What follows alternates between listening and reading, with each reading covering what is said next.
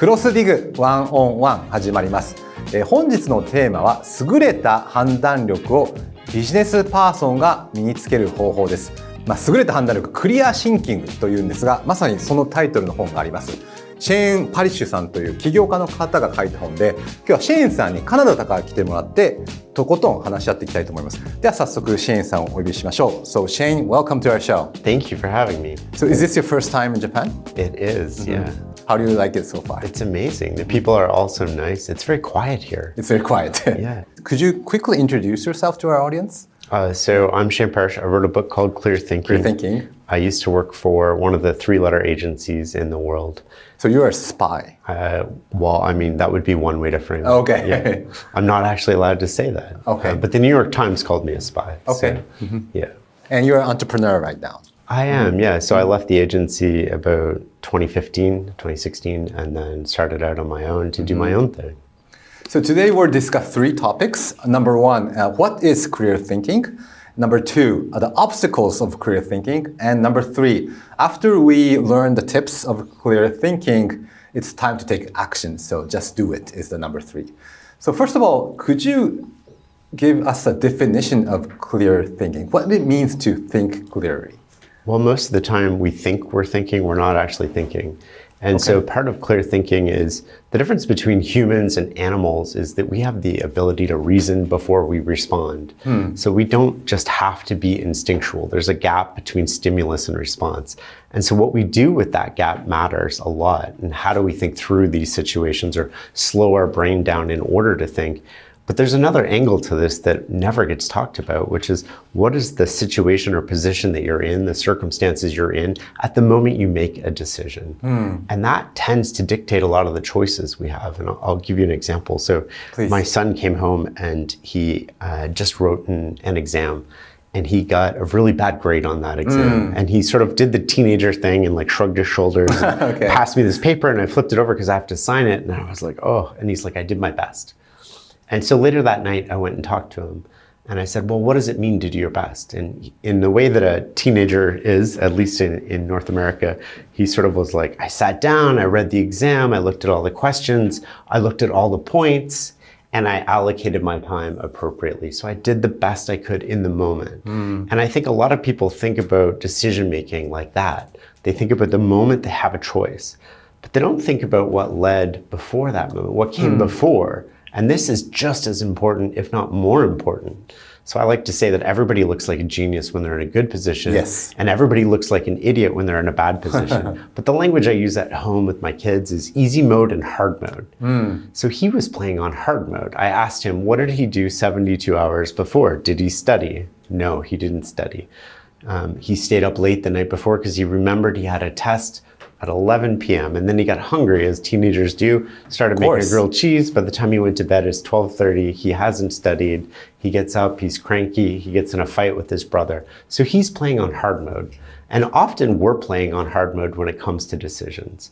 And so it's important to think about what are the things that I can do to put myself in the best position possible so that I can make these decisions. How can you put yourself in easy mode? Do you write down things that makes you a hard mode position, or any practical tips? Well, I think it boils down to the basics. Am I taking care of myself? Am I taking care of the relationships in my life? Am I getting sleep? Am I well prepared? There's two types of positioning. I think of positioning as preparation, which is I know I have a presentation next week. I know exactly what's coming so that I can prepare for what's coming. But then there's positioning as optionality, which is I don't necessarily know what's coming. And how do I position myself to weather the storms that are inevitably going to come? And you can think of this as financial positioning. Having money in your bank account buys you optionality. Yes. Because if a storm comes or you lose your job, now all of a sudden you have different choices than if you don't have any sort of savings in the bank account. And so I think about that a lot in terms of how that makes decisions easier or harder. Because if you're in the moment and you have something happens and you have no money, and then all of a sudden you have no good options. Right. And so no matter what you do, and it tends to spiral, right? So now you're not in a good position, you're not thinking, and then you start making these bad decisions, but they're not necessarily the result of the moment that you're in. It's all these things leading up to the moment. That makes a lot of sense. But how about in business situations? For example, before this recording, I was in a meeting, and I was expecting to talk about the editorial content of this program, CROSS DIG. But suddenly HR issue came up, and it was a sudden question, and I had to respond quickly, and I had no time to prepare. So how can you make good decisions when you're not prepared, especially in business? Well, there comes to an element of, is it knowable or unknowable? Do I know about this HR issue and I know it might come up, or do I not know about it at all? And if you know about it and it's going to come up, then the point is to think about it and do this work beforehand. But if you don't know about it and you haven't thought about it, the question to ask yourself immediately in that moment is, A, how do I slow this down? Is this urgent? Is this sort of like something I need to decide in the next 5 seconds? Because that's our instinct. Our instinct is just to make a quick response, or we hear the first answer that sort of makes sense to us, and then all of a sudden that's what we do. And the goal with clear thinking is just, how do I slow that instinctual response down? And there's lots of ways that you can do that. There's little things like, I'm going to write down my decision before I communicate it to other people. So in that situation, you could have been like, oh, that's very interesting. What are the other details that I don't know about? Because you're always trying to uncover your blind spots. And so if you think of decision making as playing poker, if there's 5 of us sitting at a poker table and I can see everybody's hand, how often am I going to make a mistake? I might not win every pot, but I'm not going to make a mistake because I can see what's happening. So the source of all bad decisions is blind spots. And so if you get one lens into your decision, which is the person who's talking to you in this HR moment, you're only hearing one side of the story. It's been filtered. How close to the person or details is it? Because that's going to be relevant to the type of information you're filtering.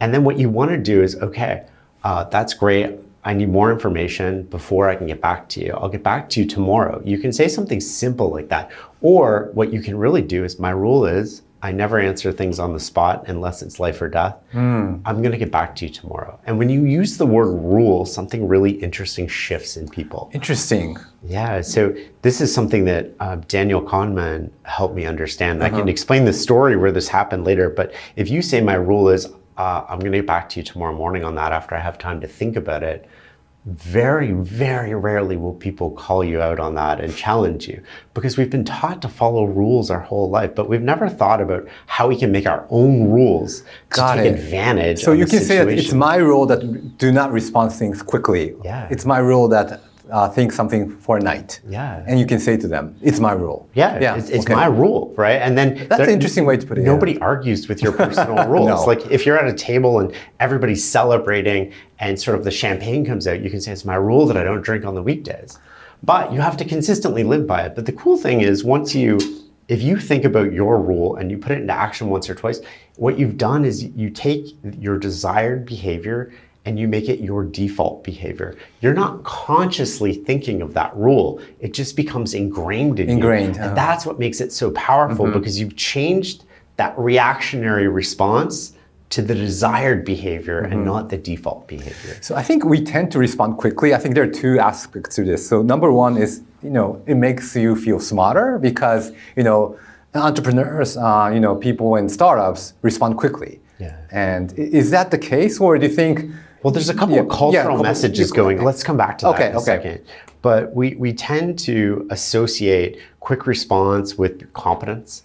And we tend to associate quick response with, if you're a man, it's sort of a macho thing to do, right? Like we're tough. We know the stuff. And it's almost dominating. Like it's a very primal thing inside of a lot of men to have that. And so your job is to think about, well, how is that working out for me? Is that getting me the outcomes that I want in life? And I doubt the answer is yes, if that's what's happening, right? So the question is, well, is this behavior going to get me the outcomes that I want? And then if the answer is yes, keep doing it. And if it's not yes, then it's a moment to pause and reflect. And all you're trying to do is just create a little gap between the instinctual thought and what you do. And if you look at grandmaster chess players, this is a perfect example in some ways, because if you watch Magnus Carlsen play, when his opponent moves, he already knows what move he's going to make, but he doesn't always make it.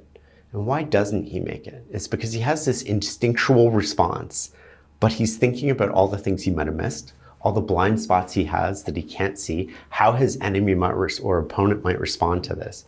And so even the best players in the world are still pausing their instinctual response to check it. How do you develop your instinct? And it's really to have this obsessive desire to be in the weeds of things. And then the trick is not to fool yourself. So you might be an expert in one lane, but that doesn't make you an expert in other lanes. I see. And if you understand that you're not an expert in the other lanes, it changes how you approach those problems. So now all of a sudden it's like, I have an instinctual response, of course, but I'm gonna check it with somebody who's a domain expert in that, or I'm gonna check it with multiple people. So my blind spots become more important in that case. So if the question is related to your expertise and you know the stuff, are there times that you can trust your instinct, or most of the times you should think it through, wait for a moment, wait for a day? I think unless there's a reason to make the decision on the spot, when it comes to the vast majority of decisions, you should probably wait a day. And I'm going to frame this in the cost of failure. So if it's a low cost of failure, I want to make that decision as soon as possible. But if the cost of failure is high, if you're laying people off, or you might have to fire somebody, or there's an HR, so you want more process. So when you think about it this way, when the cost of failure is low, the biggest risk is delaying. But when the cost of failure is high, the biggest risk is going too fast. So in the first part, it's very important to put ourselves in a good position, maybe think it through, maybe make some rule that I have to make a decision, wait for a day. So the second part is the obstacles of clear thinking. So what are the obstacles of clear thinking? Well, so I went through all the situations. Yes. And so where are the situations that conspire against us Yeah. so that we're not actually thinking and we do the instinctual response without slowing down? And there's 4 consistent areas where that happens. There's sort of ego, emotion, social, and inertia. So ego is when you're trying to prove yourself right. Nobody works as hard ever as they do when they're trying to prove themselves right. We will go to the ends of the earth. You know, if we think we're right and we're not open to being wrong, there's nothing we won't stop at. And you can think of emotion, like how often do you make good decisions when you're angry? Even when you're in love, sometimes. How often do we make good decisions when our emotional brain has been hijacked? And social is sort of, if you think of evolution, we've grown up to live and exist in tribes. And if we weren't accepted by the tribe, we got kicked out. And if we got kicked out, it meant certain death. So we tend to say yes to people because we want them to like us. We want them to accept us, even if we don't want to do the thing. And I mean, I'm sure there's people listening to this who say yes every day to things they don't want to do. Or, you know, you look at your agenda and you see that coffee that you planned 6 months ago and you're like, why did I say yes? Why did I say yes to this? It always happens to me, And inertia is sort of, we just keep doing the same thing because the cost of stopping or changing is really high, right? And so if you think of, I stay in the same job, if I stay in a relationship that's no longer working for me, well, we often do that just out of inertia because the cost to change would be really high. How can you stop that? Did you say no to coffee meetings, or what's the trick? Well, I think with that stuff, the rule, you know, I go back to Daniel Kahneman. So we talked about this a little earlier. So I was in his apartment and we were having this conversation and his phone rang and he answered it. And he said, my rule is I never say yes on the phone. And if I say I'm not available that date, it becomes a negotiation. But what he was really doing when he says that is a polite no. He sent them an email the next day and said no. And I said, Dan, like that's the most powerful thing I think you've come up with. Like you won a Nobel Prize, but that actually changes your behavior at an unconscious level. You reprogram your unconscious mind. Super powerful. So I think the thing with coffee and all of these things is like, you have to know what you want to accomplish in life. Is it worth wanting? And what am I going after? Like, what are the things that I really want to do? How do I allocate my time? And so I think most people, if you think of your family and you think of career and you think of your health, there's not a lot of things that are going to get in the way of that. You have to practice this. And if you start practicing it with coffee, which is fairly low stakes. Okay, I'll practice with coffee. You find happens is you have more and more time for the things that you love, more and more time for the projects you love. And so I find it really helpful to practice this. And you know, there's an art to doing it in a way that somebody's not offended. But I find just being kind is Being actually kind. just being clear. You know, I really don't have time for that right now. And I do this all the time, which is like, I love you, really busy, you know, we're good friends, but I just don't have time right now.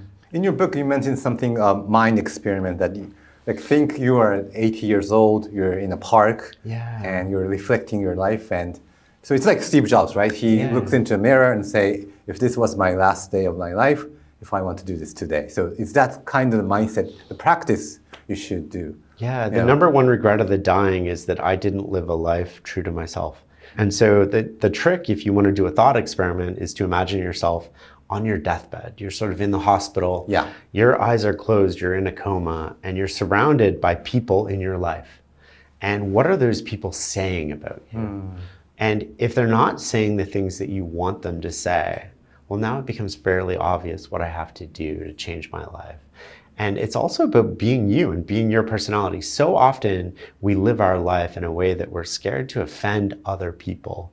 And that causes us internally not to be happy with ourselves. And it causes this tension that we're not used to inside of us. And that can lead to a lot of depression, anxiety, and just sort of checking out of society. A lot of things that we see in the world today. But never saying yes on a phone call is a very good advice, because I always get message from Line. It's a messaging app in Japan, so I always respond quickly, and I tend to say yes.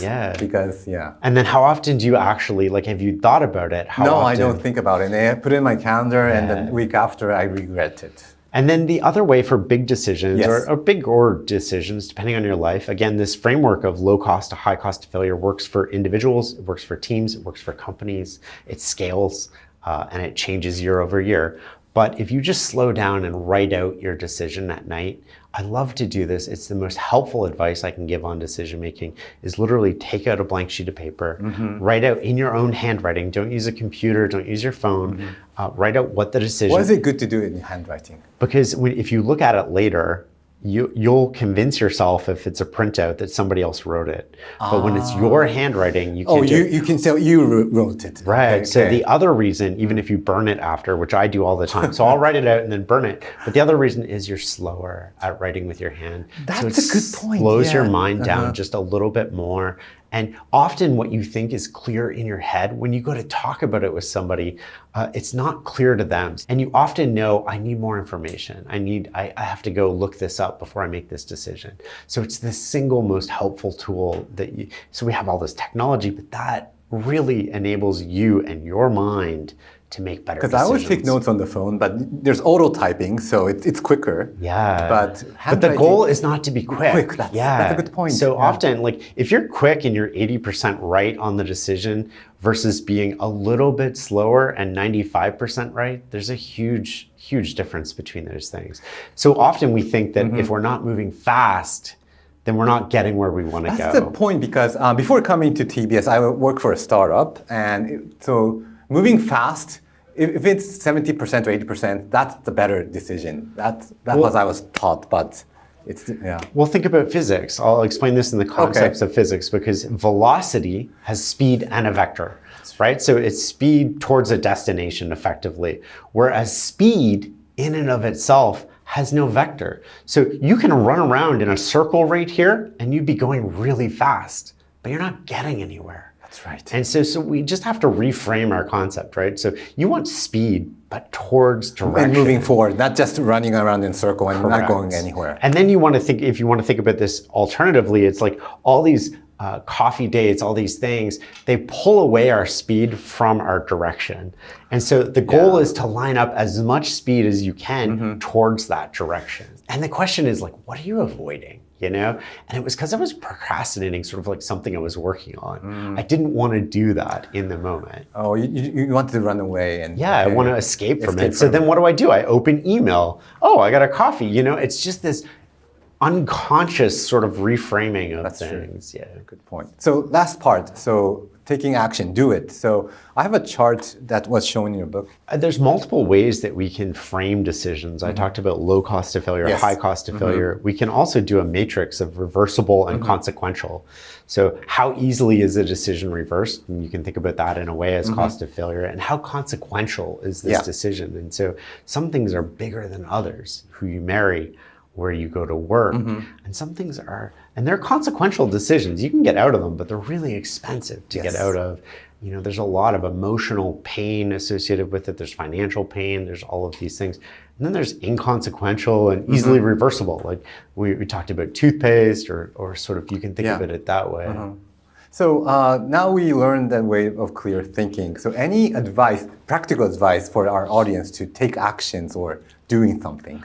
So I ask this question because, you know, I learned from the talk today that it's important to look through the whole thing for a day sometimes, think thoroughly. But if we do that too much, we tend to hesitate and not take actions and not do anything.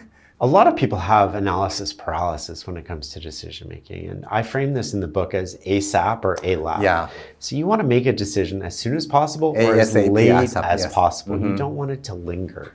And so ASAP doesn't mean in the moment, as we've talked about. ASAP means sort of like within 24 hours, within 48 hours. You put a box around it, and at the end of 48 hours, you make a decision.